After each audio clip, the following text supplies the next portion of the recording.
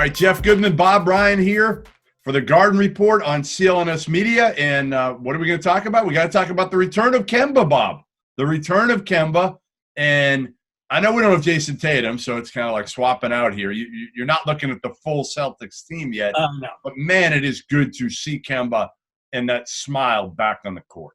Yeah, he's such a radiant presence. And I mean, it's interesting because the WL factor, 0-2 is not his fault. First game, they played this incredible stinker, one of those forgettable games that they do happen. They lost to 30 by the Knicks.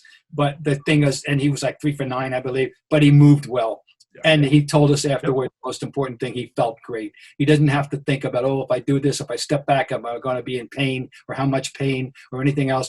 He was able to go through his movements. And the same thing was true in the second game, which they lose again to Philadelphia. But there was a helpful sign. So, we have to adopt. We must. Fans, don't worry about the WL in that regard right now. The whole 3 season's crazy. Every night's crazy. You never know. You didn't have Jason in these games. Okay, fine. But the big picture and start feeling good about the fact that he is back. It makes a huge difference. Yeah, I don't even care how they do right now.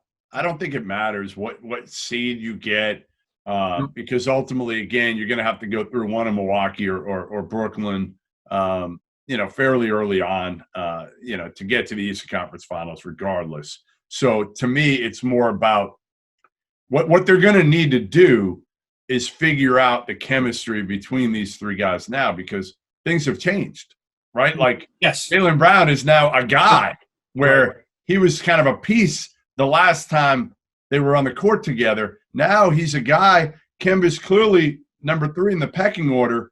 But I actually think all 3 of them, and that's the beauty of this team, now with Jaylen Brown being at all-star-ish level, you've got 3 guys that should be able to go for 25 every single night. Well, with Brown like this, yeah, that's good. And there's no way of measuring, and you've alluded to it 1,000 times, but you can't measure the impact he has on the personality factor. Yes. And as opposed to the troubles we had 2 years ago with Kyrie, bringing as Joe Garagiola said of Diego Segui entering the game, he spread ether all over the ballpark.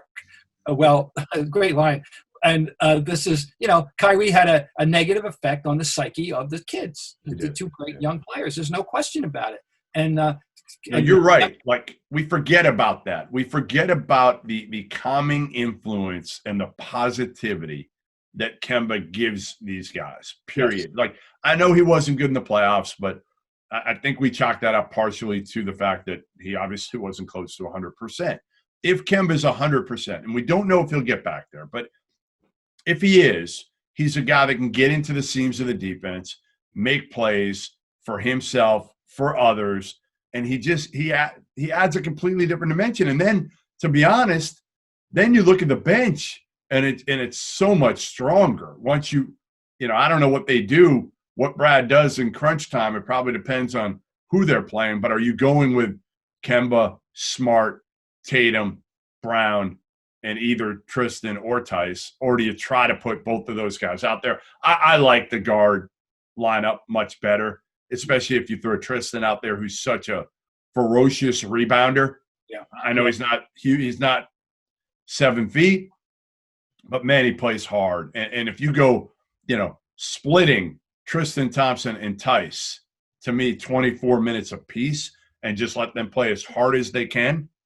That's the best way. I think we've had enough sample to see that the 2 big guy thing doesn't work, and Tice was better off the way he's coming as the anchor of that second unit, right? And doing what he does best. And I think we had enough sample. I really do. So.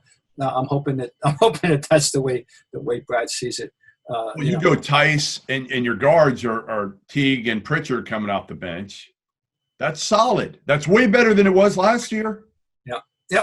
No, right? I mean, yeah. Oh, yeah. So not great. Listen, he's towards the end of his career. We know that. Jeff Teague is not the Jeff Teague who averaged 17 points a game in the NBA. But I think at least when you bring Jeff Teague off the bench in that second unit, teams have to look at him as a weapon.